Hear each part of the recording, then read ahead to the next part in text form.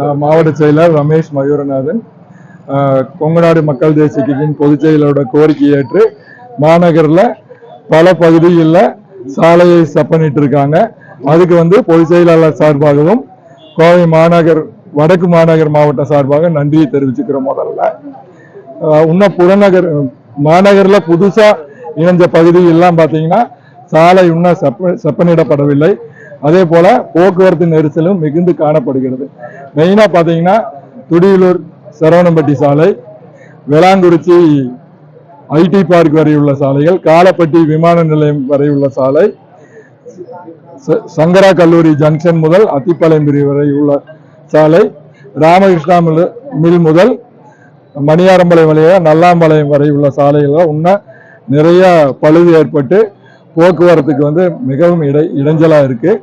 அதே போல போக்குவரத்து இந்த சாலைகளில் மிகுந்து காணப்படுது. ஏன்னா இந்த சாலையெல்லாம் பார்த்தீங்கன்னா அவனாய் சாலை, மேட்டுப்பாளையம் சாலையை இணைக்கக்கூடிய மிக முக்கியமான சாலைகள்.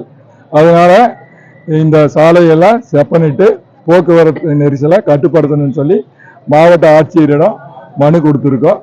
இதுக்கு முன்னாடி நிறைய தடவை நம்ம ஆணையர்கிட்ட மனு கொடுத்துருக்கோம். எந்த நடவடிக்கையுமே இல்லை. அதை சரி செய்யணுங்கிறக்காக இன்னைக்கு கலெக்டர் பார்த்து மனு கொடுத்துருக்கோம்.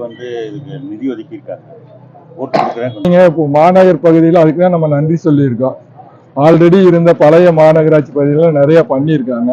பட் புதுசா இணைச்ச பகுதிகளெல்லாம் இன்னும் ஒரு ஆண்டு காலமாக இன்னும் சரியா செய்யாமல் இருக்காங்க. ஒதுக்கி இருக்காங்க. அதுக்கு நன்றி தான். ஆனா எவ்வளவு நாள் நம்ம வெயிட் பண்ண முடியும்?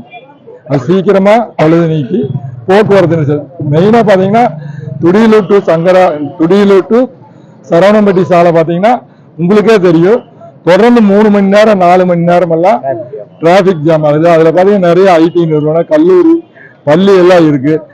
சரியான நேரத்துக்கு போய் சேர முடியறது இல்லை. தொழில் நிறுவனங்களுக்கு போறவங்க காலையில எல்லாம் பாத்தீங்கன்னா ஒரு 8 மணிக்கு ஆரம்பிச்சா ஒரு 10-11 மணி வரைக்கும் டிராபிக் மிகுந்து காணப்படுது. அதையெல்லாம் சரி செஞ்சாதான் போக்குவரத்துக்கு இடைஞ்சல் இல்லாம. அதுக்காகத்தான் கொடுக்கணும். நன்றி.